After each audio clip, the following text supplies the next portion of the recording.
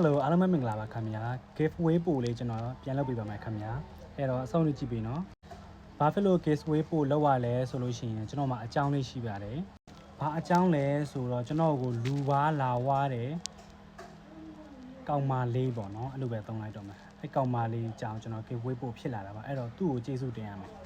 Telegram ကနေသူကကျွန်တော်ကိုစာလာပို့တယ်အဲ့ကောင်မလေးကဘယ်လိုပို့လဲဆိုတော့ကိုကြီးတဲ့18ရက်နေ့ကြာသူပုံရိုက်ချင်လို့တဲ့ပုံရိုက်လို့ရလားတဲ့ကျွန်တော်တို့ကမေးတယ်ကွာကျွန်တော်ကလည်းကျွန်တော်မအားလို့18ရက်နေ့အတွက်ကတော့မရတော့ပါဘူးခင်ဗျာဘိုကင်းလေးပြည့်သွားပါပြီလို့ကျွန်တော်အကောင်းမဲ့သူ့ကို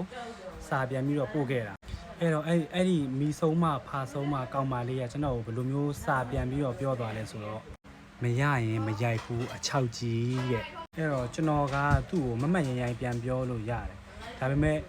ကျွန်တော်ကပြန်မပြောတော့ပါဘူးအရင်စိတ်နဲ့ဆိုရင်တော့မရဘူးအကောင်မကိုကျွန်တော်နှစ်ချမ်းဆွဲဖျက်ပလိုက်မှာ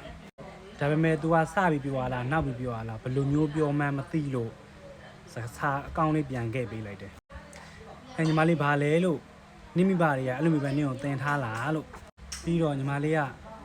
မီးမဆုံးမဖာမဆုံးမလားအဲ့လိုပဲကျွန်တော်သူ့ကိုစာပြန်ပေးလိုက်တယ်ကျွန်တော်စာကိုပြန်ရတဲ့အကောင်မလေးဆိုလို့ရှိရင် तू သိတယ်အဲ့တော့ကျွန်တော်ပြောချင်တာကျွန်တော်ကိုလူပါလာမဝပါနဲ့နော်အဲ့ကောင်မလေးအသက်ကိုပြောလိုက်မယ်သူ့ရဲ့ဘုံက2006အဲ့တော့သူ့ရဲ့အကောင့်တွေသူ့ရဲ့ mind day တွေเนาะအဲ့ဒီ Telegram က story တွေအကုန်လုံးကျွန်တော်မှာ screenshot ကျွန်တော်ရိုက်ထားပါတယ်ငါရိုက်ထားတယ်အဲ့တော့ပြောချင်တာကလာပြီးတော့တောင်းမှန်မတောင်းမှန်ဘူးဆိုရင် post တင်ပါမယ်အဲ့ကြရင်တော့ကျွန်တော်